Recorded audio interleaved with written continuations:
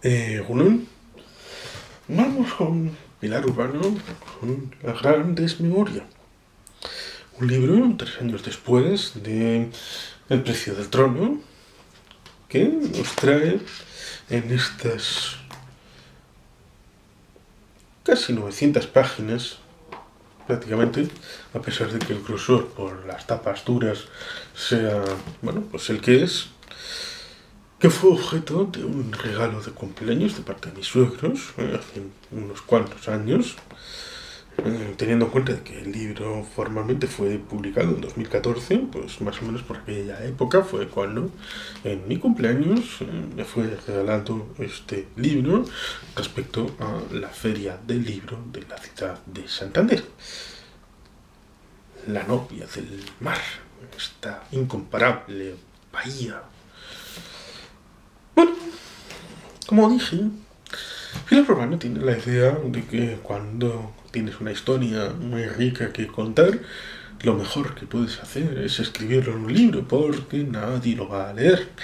A pesar de que pone aquí detrás, tras el éxito rotundo del Precio del Trono, una cosa es que se vendiera y otra que la gente lo leyera, para poder figurar ante las amistades. Oh, sí, tengo un libro de Pilar Urbano.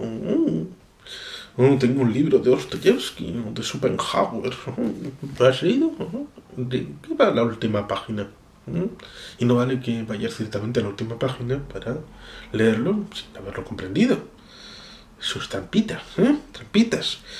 Tras el éxito rotundo del Precio del Poder, del Trono, Pilar Urbano hace un valiente ejercicio de investigación para acabar con los mitos y medias verdades que han desfigurado nuestra reciente historia, con documentos inéditos y testigos que al final cuentan lo que nunca habían contado. Urbano averigua cómo actuó el rey en la transición. La autora sale al encuentro de las dudas y sospechas del hombre de la calle, si el rey fue verdaderamente el motor del cambio, o si el temor al ejército y al búnker le aconsejaron pisar el freno. Aquí hago una pausa porque recordemos lo que dice Iñaki Anasagasti respecto a la idea, un poco como en Venezuela se suele comentar.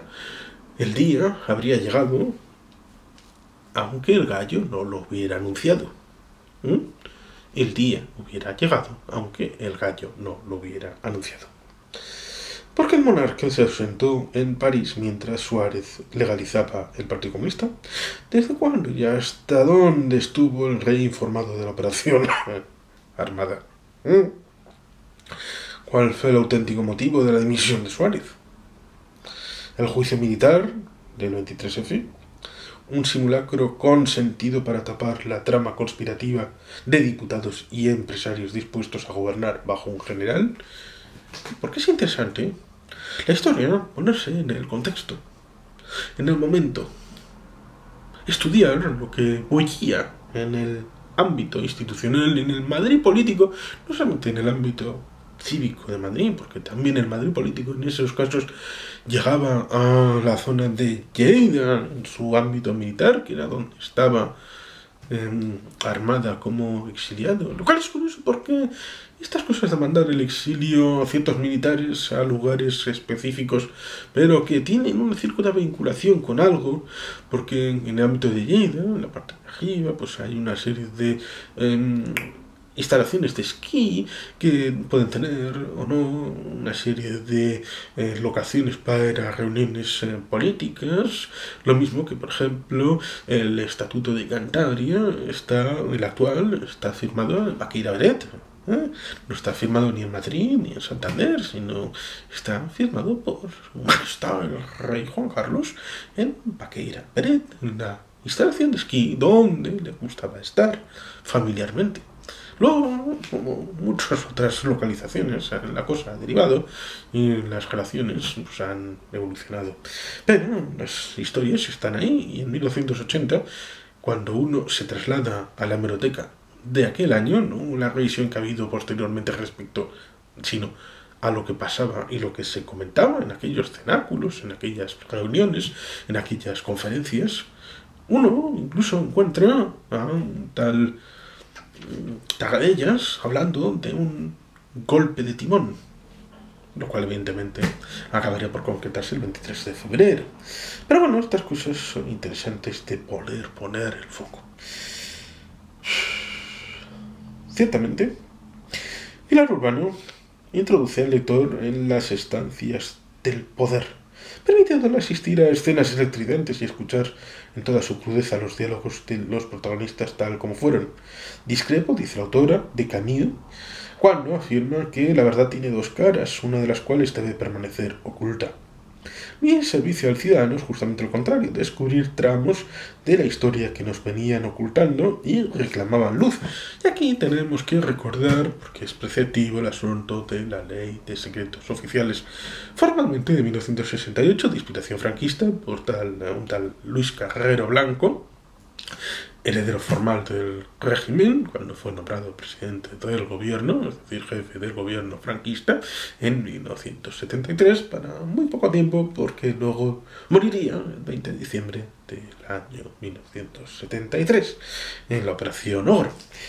Por fin, ahí es un asunto que tendrá que actualizarse, como se ha empeñado en los últimos años el Partido Nacionalista Vasco. Decía que tiene ecos porque hubo 3 militares que la República llevó a escenarios como Canarias, como Baleares, y al tercero lo llevó a Navarra, que llevaba desde 1971 organizando el golpe contra la República. Los requetés, que unieron fuerzas después de una desunión de hasta 3 facciones, reunificados al impulso de Falconde desde Sevilla.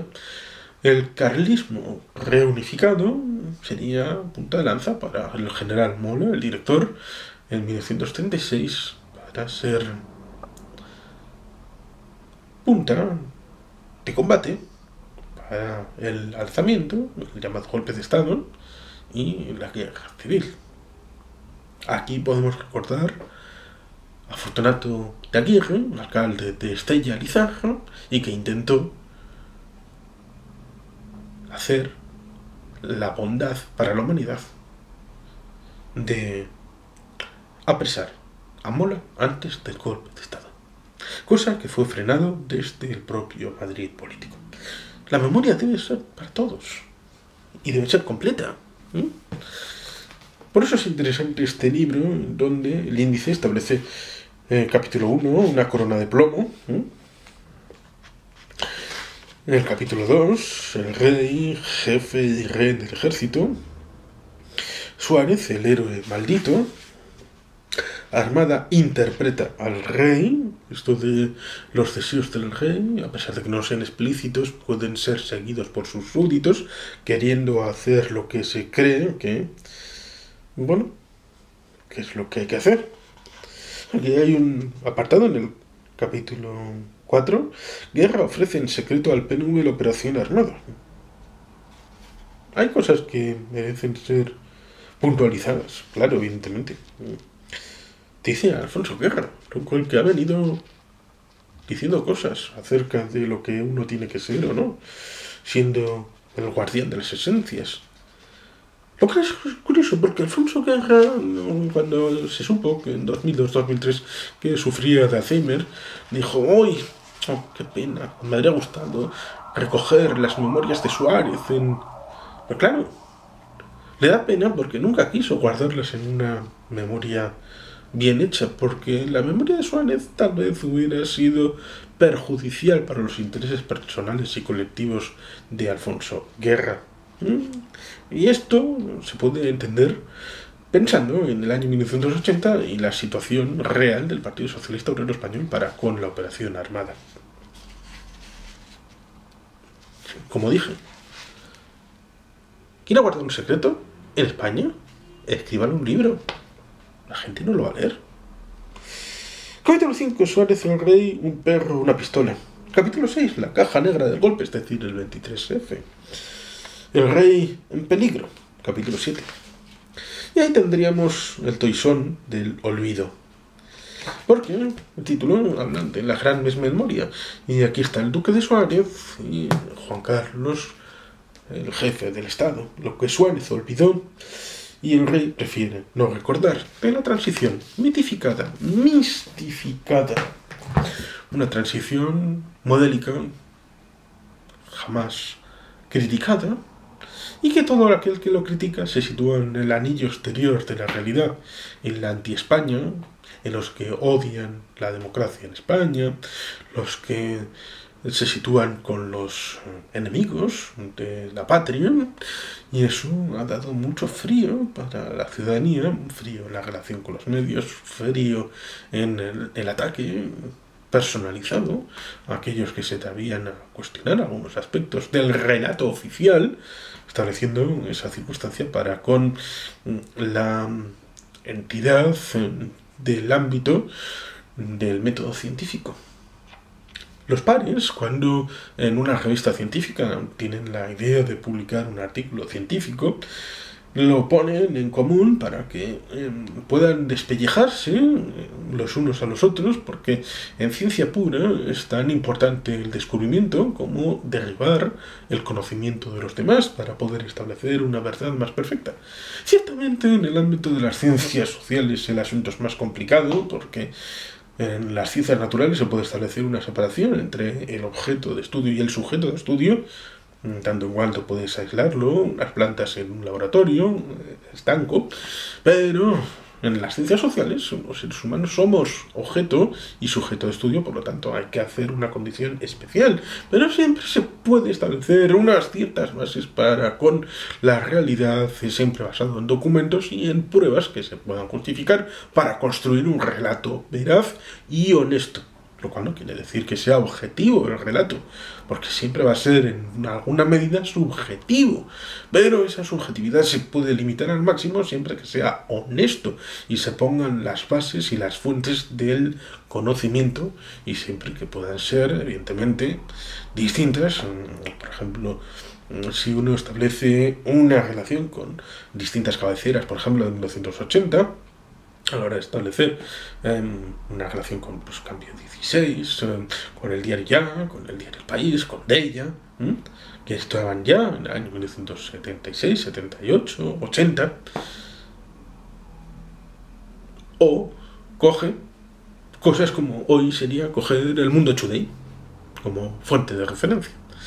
Evidentemente hay gente que pueden creer que cualquier cosa publicada es digno de ser estudiado, pero no debe de establecerse en puridad que cualquier circunstancia pueda alimentar el sesgo de confirmación o una serie de falacias, sino establecer una relación con la memoria y el pasado que nos retrotraiga a la hora de poder valorar en las fuentes esta realidad que se nos ha tratado de vender como un relato oficial cerrado en sí mismo, a la hora de sentar las bases donde la democracia es inmutable, como si fuera un momento en la historia, un momento encapsulado en la historia y que sirve para la posteridad para siempre. Y esto no puede ser así, porque después de ese momento es como el traje de una persona. La persona va variando, las personas van variando, la realidad va cambiando. Por eso debería entenderse mucho mejor la realidad de la foralidad como forma y fondo de construcción de la ley, siempre adaptándose al momento, siempre estableciendo el contacto con la propia realidad. Porque de lo que ha venido en el ámbito del Estado español, desde la PEPA, 1812 en adelante, en muchos casos, ha surgido de una copia barata, ni siquiera de hacendado, del jacobinismo, del centralismo, del unitarismo francés, de la Revolución Francesa, que es un problema para los propios franceses, pero no debe de copiarse nada de los demás, sino tal vez adaptarse conceptualmente a la realidad, porque la PEPA es anti-española y antiforal. No hay más que ir a un libro de un amigo, Yatefabo, los españoles que no pudieron serlo, respecto a aquellos que la propia PEPA habla de, en el artículo 10, los españoles de ambos hemisferios, y que cita el otro pilar, al otro lado del Atlántico, de los españoles de América, a los que poco después se les privó de su españolidad.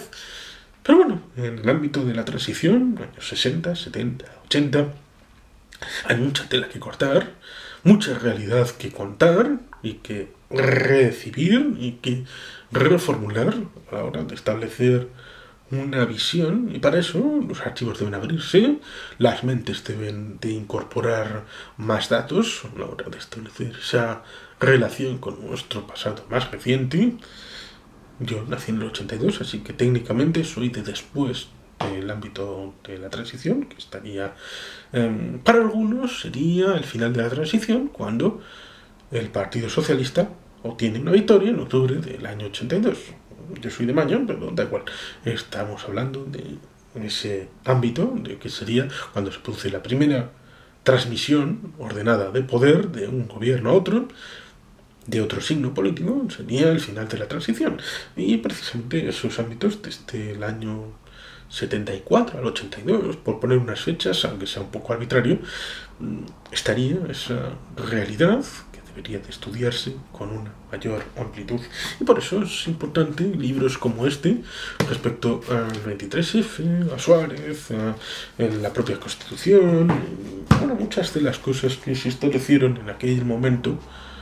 Y por qué no, también el tema nuclear, ¿no? Porque es curioso que llegara la confirmación a Viena, al organismo, el día 23 de febrero de 1981 por la mañana. ¿Quién la había enviado? ¿Por qué? ¿Y por qué ese día? Y también la OTAN y el movimiento altermundista y la conceptualización de política exterior. Siempre se ha establecido la relación del 23F con elementos endógenos, pero también hay que ver la visión respecto al mundo para complementar una explicación de ese golpe de Estado que luego tuvo repercusiones más íntimas y más pequeñas en intentos de golpe de Estado en el año 82, en el año 85 en La Coruña. Pero esto es parte de la historia y sin más. Eskerrik asko, agur ero bat, beti helpien.